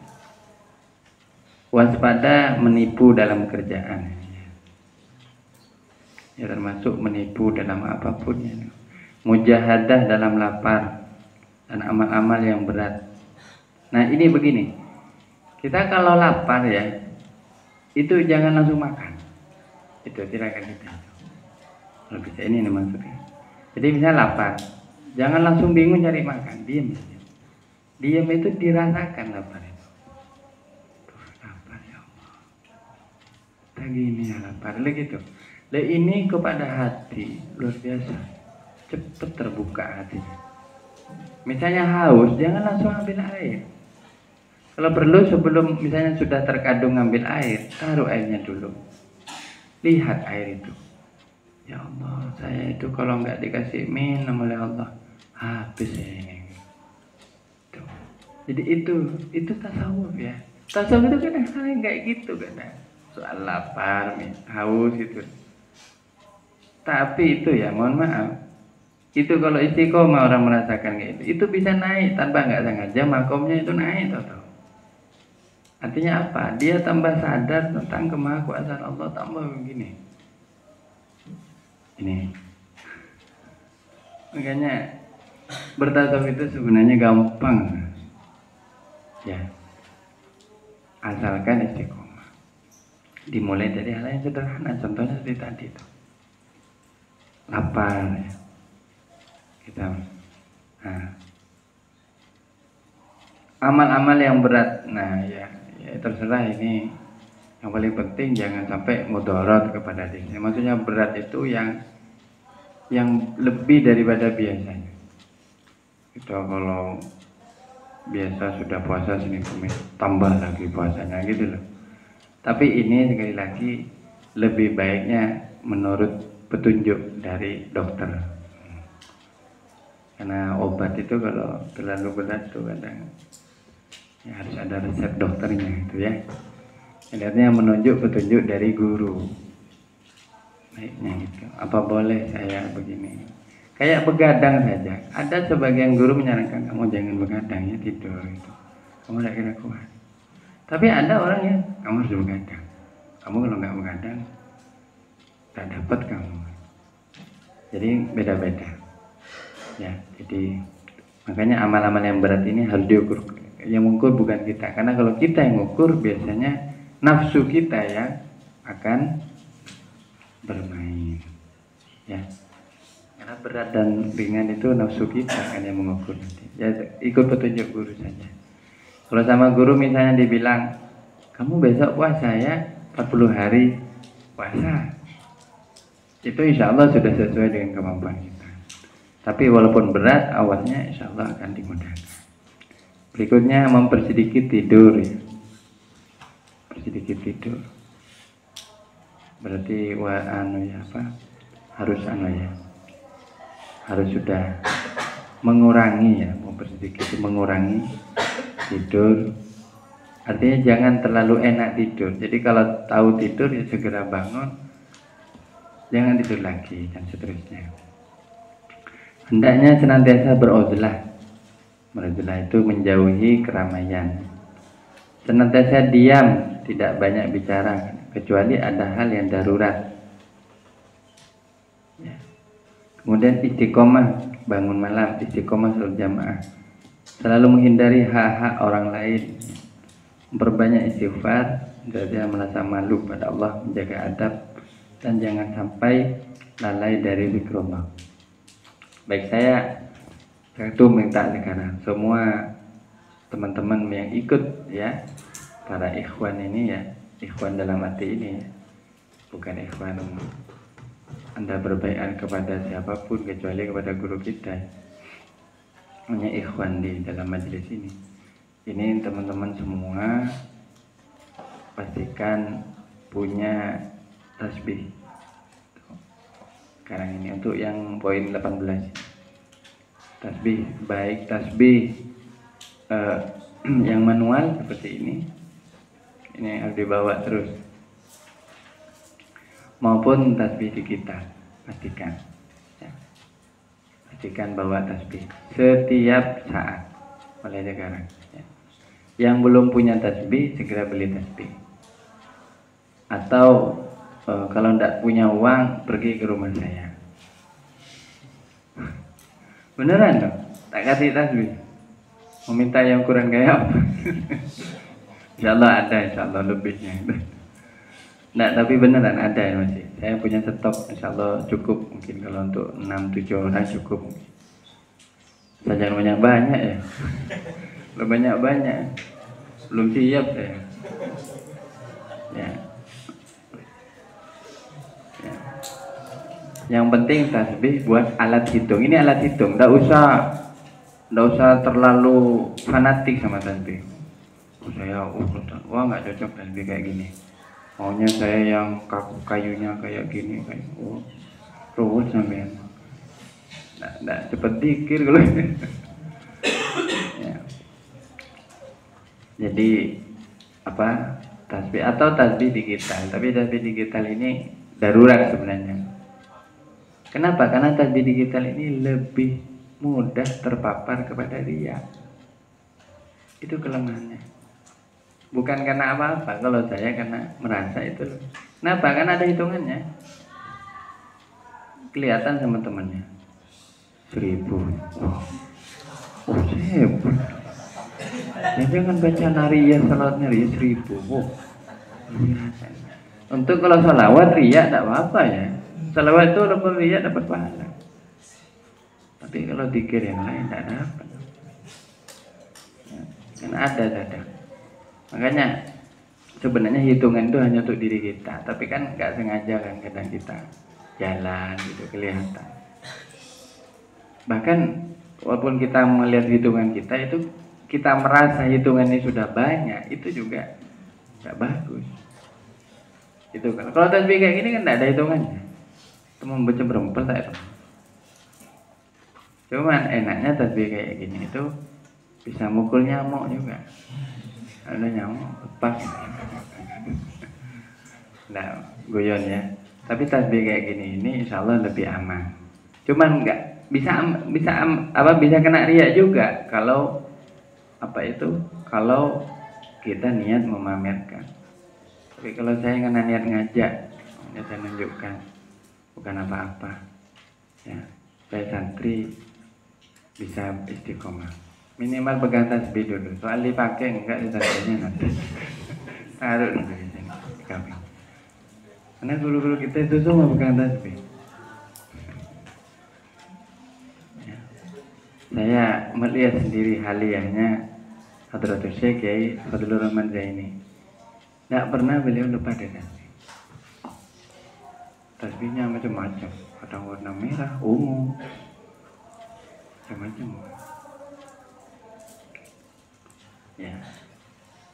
Imam Junaid Al-Baghdadi, seorang waliullah besar pada zamannya, tidak pernah lepas dari tasbih. Ditanya, Imam Junaid, sekelas jenengan yang sudah kayak gini, kok masih butuh tasbih? Apa kata Imam Junaid?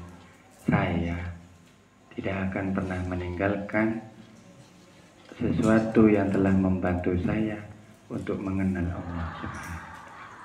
Dan tasbih itu membantu saya, makanya saya pakai terus. Terus ada santri bilang, kok lah didikir lah. Saya biasa dikir kok. Rasa tasbih.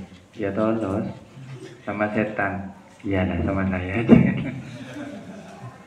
Ya, itu setan itu yang namanya nanti. Tapi banyak manfaatnya, banyak. Sekali lagi banyak. Dan sebagian para ulama itu meletakkan tasbihnya di leher. Ya, kalau kita tidak mau taruh di saku, kalau di saku itu boleh ya, di leher juga boleh, di leher. Tapi taruh di dalam. Takut kalau di luar dikiranya mau apa, taruh dalam. Jadi tasbihnya taruh dalam. Itu manfaatnya juga besar, insya Allah.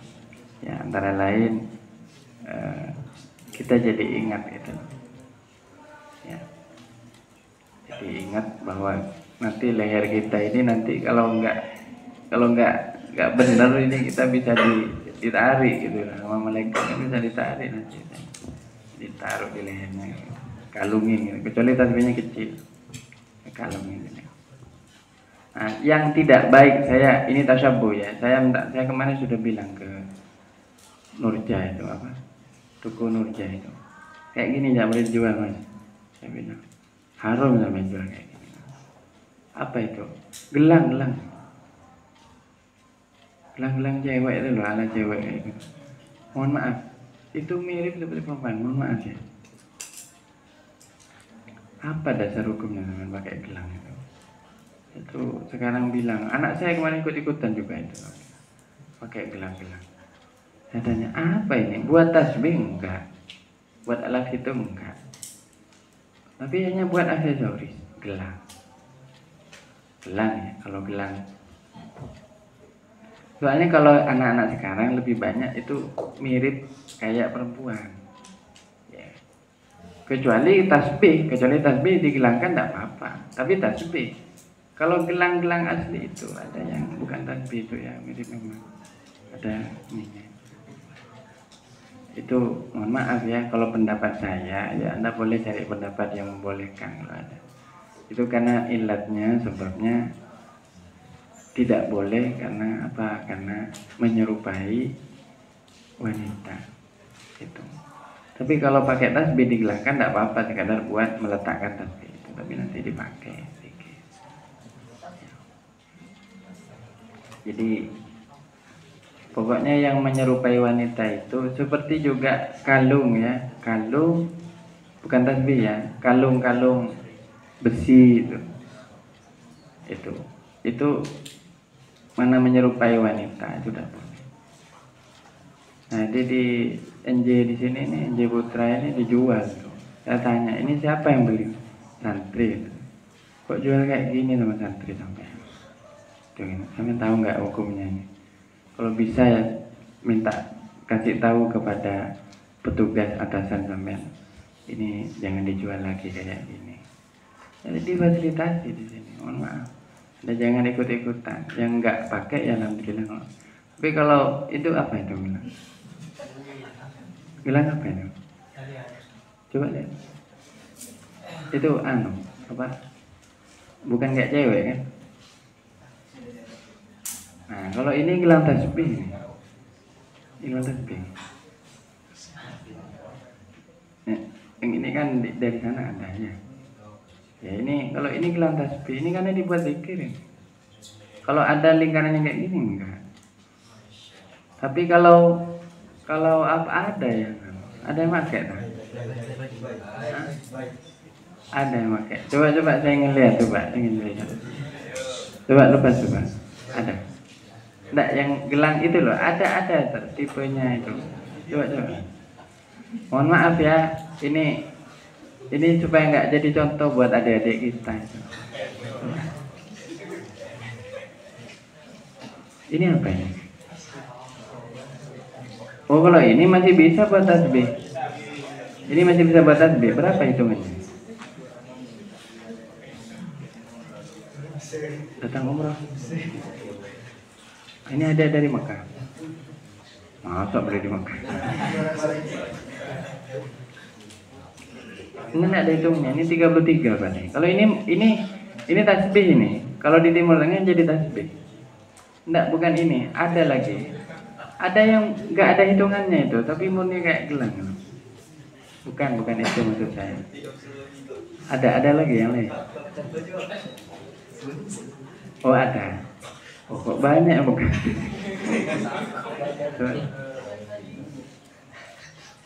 Oh kalau ini gelang haji. Sampean mau haji? Ya amin, bukan haji. Al-Hajjul Indonesia. Tapi namanya Mutakir Mahmud. Siapa ini? Punya Mbah. Oh, enggak, bukan ini. Kalau itu gelang pengenal identitas, ini apa? Coba. Nah, ini baru ketahuan.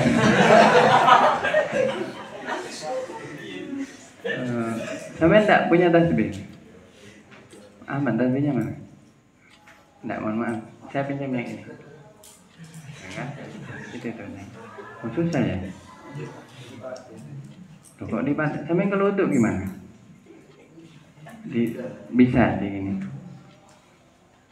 Sudah dah. Waduh, susah. Bukan. Ini yang ini, mohon maaf. Yang ini. Nah, yang ini. Karena kalau yang itu masih bisa buat tasbih. Kalau di Timur Tengah itu dijadikan tasbih ya. Sampai susah gitu ya. Kayak gini nih, mohon maaf, kayak gini. Ini kan dipakai perempuan cocok. Tapi enggak, bukan perempuan. Cuman ini tasyabuh bin nisa. Ya kalau ini gelang haji, kalau ini memang ini identitas pengenal ini. Bukan untuk hiasan ini. Karena takut hilang kan. Enggak apa-apa. Apalagi itu kenangan dari orang tua ya. Kalau ini buat saya mungkin ini tidak dipertimbangkan kembali apa pantas dipakai. Tapi gini ya, kalau ini lebih dominan gayanya wanita, nggak boleh dipakai. Jadi saya nggak tahu kebiasaan tren zaman sekarang gimana. Tapi kalau saya ingat, kayaknya mirip cewek. Tapi cewek pakai ini juga soalnya. Saya nggak tahu, saya tanya yang beli itu cowok apa cewek. Ada anak santri putra. Waduh, santri tidak boleh mas jual kayak gini.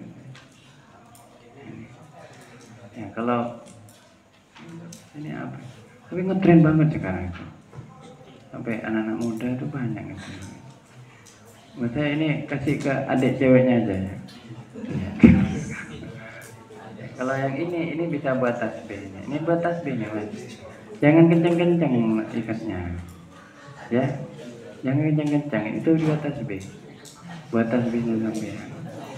Ya. Kalau buat tasbih, insya Allah 33 itu. Ya, bisa ke sana dah balik. Terima kasih. Alhamdulillah. Ya itu maksud saya. Alhamdulillah sudah ada contohnya. Tapi jujur itu tren ya, dan dalam kaitan dengan zikir yang relevan itu tasbih, karena alat pengingat yang bisa membantu kita dalam istiqomah berzikir itu dengan kita bertasbih itu.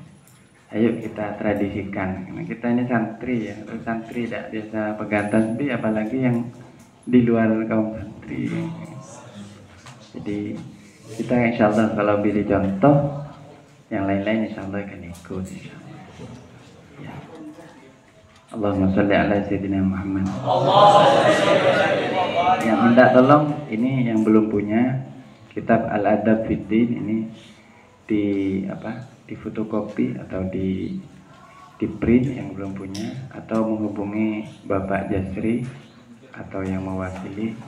Ini kita juga jadikan pendamping untuk kitab Al-Minhaj Saniyah sebagai penyempurna adab kita. Sekali lagi ya, tingkatan ilmu seseorang itu dari kesadaran dia kepada hubungan dia kepada Allah dan kepada sesama. Semakin orang sadar itu berarti ilmunya semakin tinggi. Dan tingkat adab seseorang adalah semakin dia itu mampu menempatkan dirinya kepada Allah dan kepada sesama manusia. Itulah adab.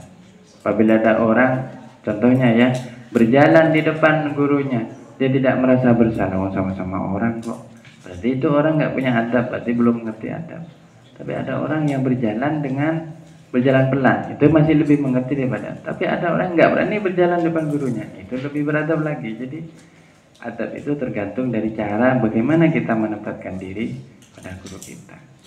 Kayak contoh sekarang kita ngobungi guru kita lewat WA, apa itu cara yang beradab? Ya silahkan dipikir sendiri, dan seterusnya. Yang paling penting adab itu adalah mampu menempatkan diri kita pada posisi yang paling terhormat, bukan terhormat ya, yang paling pantas ya untuk diri kita. Demikian kepada Allah dan kepada. Jadi orang kalau menjaga adabnya kepada Allah, maka dia akan dimuliakan oleh Allah. Orang menjaga adabnya kepada manusia, dia akan dimuliakan oleh manusia. Nah, ini inti dari tasawuf. Semoga kita mampu mengamalkannya. Jangan menganggap ilmu tasawuf itu hanya bagi mereka yang ikut tarekat, ikut ini, saya nggak butuh tasawuf. Kita hari ini harus belajar ilmu ini di tengah berbagai persoalan zaman. Ya. Boleh saja kita punya ibadah, tapi tanpa tasawuf, ibadah kita akan kering, bahkan sia-sia. Ya. Tapi bertasawuf juga butuh amalan ibadah, butuh fikih, butuh ilmu yang lain-lain. Ya. Itu saja kurang lebihnya. Oh ya, ada pertanyaan ini saya lupa tadi, ada sesi pertanyaan, monggo silakan. Terakhir ada dari sebelah kanan dulu, ada yang mau tanya atau mau berkomentar?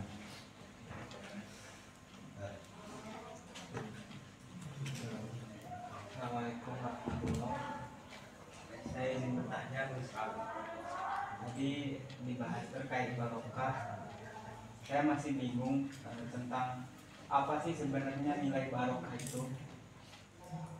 Yang saya pikirkan, saya pernah mendengar dari Kiai Zuhri bahwa yang bernilai barokah itu adalah suatu pekerjaan yang mendapatkan pahala. Nah, yang terpikirkan oleh saya, nilai barokah ya hanya sebatas itu, Gus. Apakah pekerjaan itu bernilai pahala atau tidak, maka pekerjaan itu pekerjaan yang berkah. Kemudian dari pemaparan sampean barusan, ketika saya menganggap barokah terbatas pada nilai barokah yang disampaikan oleh Kiai Zuhri seperti itu, Gus, kemudian menjadi suatu kekaburan atau kebingungan apa sebenarnya nilai barokah itu secara luas. Definisi barokah dalam bahasa Arab tahu kan? Apa? Apa waktu mendengar keterangan itu? Ziyadatul ya itu sering disampaikan ya oleh pengasuh. Sebenarnya sampean cukup sudah berpatokan. Cuman apa benar itu seperti itu yang sampean dengar ya? Karena gini, pahala dan barokah itu dua hal yang berbeda. Ya, pekerjaan yang baik, yang berpahala itu pasti ada pahala. Tapi pekerjaan yang diberkahi itu biasanya pahalanya terus mengalir. Nah, ya. Ada tambahan kebaikan, itu yang disebut barokah. Jadi barokah itu secara istilah artinya ziyadatul khair, bertambahnya kebaikan. Dan wasilah kebaikan itu ya pada amal yang baik, pada amal yang berpahala. Cuman barokah itu ya mungkin ini sekadar bukan apa ya, sama sekali tidak bertentangan dengan apa yang kalau memang benar itu yang sampean dengar dari pengasuh. Barokah itu tidak hanya pada amal. Karena kalau amal itu terputus, selesai sudah barokah.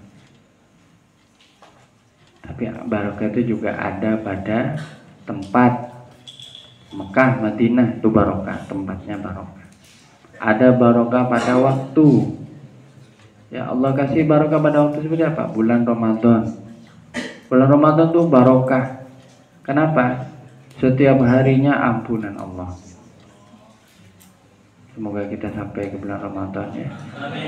Balik. Kita kalau keluar bulan Ramadan rindu lagi bulan Ramadan begitu ya. Orang mukmin itu begitu. Ada yang barokah itu pada orang kan gitu. Orangnya mau barokah. Kalau ada dia, subhanallah, rasanya banyak kebaikannya. Nah, itu orangnya barokah. Ada barokah pada ilmu. Jadi barokah itu tempatnya bisa bermacam-macam. Tapi semua yang tempat yang diberkahi itu pasti sesuatu yang baik. Ya gitu ya. Jadi sampean tidak usah bingung. Pokoknya sampean yakin bahwa segala sesuatu yang ada kebaikannya, ada barokah. Pondok ini ada barokahnya. Cuman barokahnya pada apa? Ya wallahu a'lam. Mungkin pada majelis pengajiannya. Ya, mungkin pada sebagian dari guru-gurunya, mungkin sebagian murid-muridnya. Tapi ciri orang yang dapat barokah itu biasanya apa yang dikerjakannya itu selalu membawa kebahagiaan buat orang lain, selalu membawa kecemburuan terbukanya hati buat yang lain, selalu membawa ilmu buat yang lain, selalu membawa hidayah buat yang lain, selalu membawa perubahan yang lebih positif. Gitu. Dulu ada cerita seorang ulama besar namanya Kiai Sufyan ya, dia wafat di Mekah. Beliau itu waktu mondok, masih mondok seperti kita ini sampai waktu mondok di Ginggung itu sudah bisa membantu pembangunan pondok ya. Jadi waktu itu Kiai Hasan Ginggung mengatakan kepada Kiai Sufyan, Sufyan, doakan pembangunan di pondok ini lancar. Didoain benar sama Kiai Sufyan. Ternyata doanya dikabulkan oleh Allah. Tiba-tiba banyak bantuan sampai kuat membangun. Terus Kiai Hasan gitu sampai bilang, Sufyan sudah berhenti sudah cukup sudah. Kenapa? Barokahnya luar biasa. Jadi barokahnya beliau dalam masalah pembangunan lancar. Itu kalau sudah dibuka oleh Allah menjadi barokah. Makanya santri saja bisa barokah, apalagi sudah jadi kiai. Tapi mohon maaf ya, ada santri, ada guru, ada kiai, tidak barokah. Tidak barokah itu apa? Ya biasa-biasa gitu, tidak begitu terasa pengaruhnya. Bisa ada, kebaikannya kurang. Tapi kita tidak usah nilai, wah itu gak barokah, tidak usah. Kita berharap semoga diberi barokah. Ya. Nah majelis ini misalnya bisa jadi mendapat barokah, bisa enggak? Alhamdulillah. Kalau barokah apa? Keluarnya dari majelis ini sampean ibadahnya lebih khusyuk, sampean akhlaknya lebih santun, lebih baik, sampean ini dan itu, berarti ada barokahnya. Kalau naudzubillah dicabut barokahnya Allah karena kesalahan saya ya, jelas karena dosa saya, misalnya pulang dari sini sampean ngeluh-ngeluh gitu, apa itu majelis apa ndak jelas, nah itu berarti dicabut barokahnya, atau sampean terhalang dari barokahnya majelis ini, wallahu a'lam. Makanya barokah itu Allah bisa berikan, bisa cabut, Allah bisa kasih ke siapa saja yang Allah kehendaki. Tapi ada orang-orang tertentu yang Allah sudah pastikan mendapat barokah terus. Para nabi, para rasul, para sahabat itu barokah semua. Ya. Ya. Insya Allah orang-orang soleh jadi guru-guru kita demikian. Jadi sampean yakin nggak sama barokah? Sampean ingin dapat barokah? Nggak, ingin saya tanya ke. Ya, sampean ingin dapat barokahnya? Ya, insya Allah kalau sampai dapat barokah, gak bingung sudah malam ini ya. Jadi yang paling penting yakin bahwa barokah itu pertama ada ya. Pertama barokah itu ada. Kemudian yang kedua, barokah itu oleh Allah diletakkan atau dititipkan di tempat, waktu atau orang yang Allah kehendaki. Yang Allah kehendaki, ya. Tuh. Jadi ada 3 itu, tempat, waktu, dan orang. Jadi ada tempat yang barokah, ada yang waktu yang barokah, ada yang orang yang membawa barokah. Allahumma sholli ala sayyidina Muhammad. Apa lagi? Ada lagi teman-teman dari sini, dari kiri. Ada.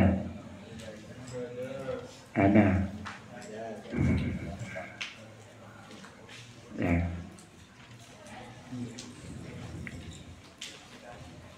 Kalau bisa ya, jangan sampai kita itu merasa dipaksa dalam mengaji ya. Kalau masih dipaksa itu levelnya anak-anak berarti. Anak-anak itu gimana?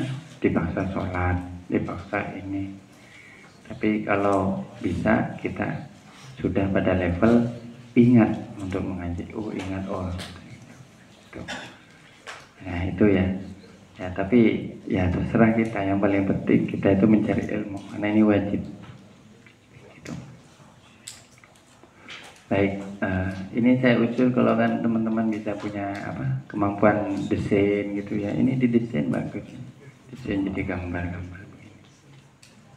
Ya anak sekarang kan senang desain gitu. Ya.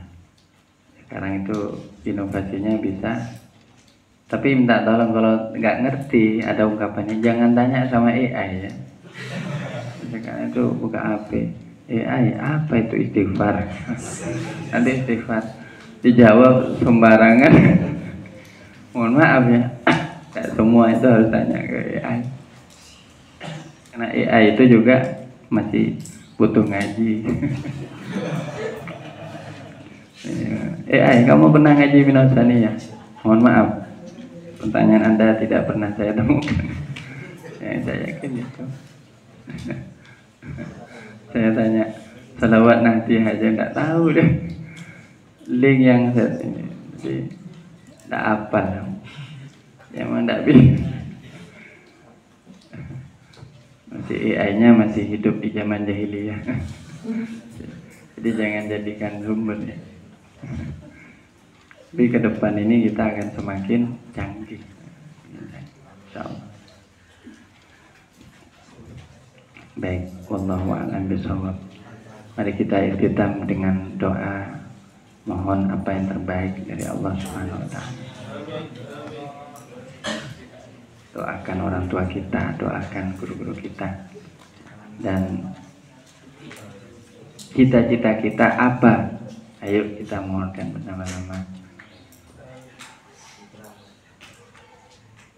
Apakah kita hanya ingin sukses dalam studi, ataukah kita ingin lebih dari itu memberi manfaat dan barokah untuk lingkungan kita dan keluarga kita, siap berjuang di masyarakat nanti. Amin ya rabbal alamin. Bismillahirrahmanirrahim.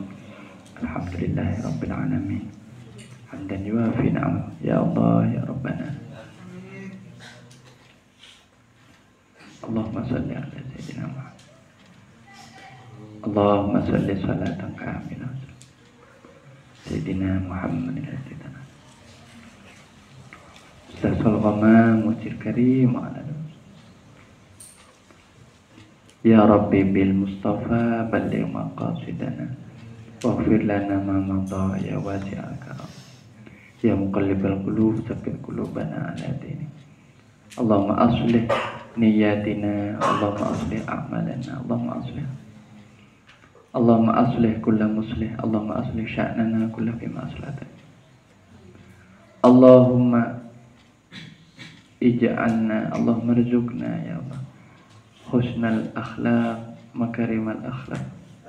Allahumma ahsin aqibatana fil umur kulliha wa ajirna. Allahumma kama hasanta khalqana fa hassin khuluqana. Allahumma atmim ni'mataka alaina bil islam wal iman wal ihsan bi rahmatika. Allahumma zayyinna bi zinatil ilmi wal hilmi. Allahumma zayyinna bi zinatit taqwa. Allahumma bi rahmatika ya arhamar rahimin. Ighfir lana warhamna, Rabbana ighfir lana wa li ikhwanina alladzina la taj'al fi qulubina ghillan lil ladzina amanu rabbana. Allahumma arinal haqqa haqqan warzuqna ittiba'ah wa arinal batila batila warzuqna ijtinab. Rabbi ij'alni muqimas salati wa Rabbana atina sallallahu alaihi. Subhanakallahumma bihamdika asyhadu an la ilaha illa anta astaghfiruka wa atubu. Rabbana ighfir lana wa liwalidina wa limasyayikhina wa limuallimina, khususan lil muallif Asy-Syaikh Imam Abil Mawahib Asy'arani wa syaikhihi al-Imam Ibn al-Madbuli. Allahumma ighfir lahum, Allahumma arhamhum, Allahumma irfa' darajatihim, Allahumma ja'alna min hizbihim, Allahumma ja'alna min hizbihim ya Allah, wa ja'alna minal muntasibin. Waghfir li masyayikhina khususan masyayikhina Naqsyabandiyyin rahmatik. Waghfir li jami'i asatidina muallimina manazil walidul huquqi alaina. Sallallahu ala sayyidina Muhammad wa ala alihi wa jazakallahu sayyidina Muhammad. Sirril Fatihah. Bismillahirrahmanirrahim.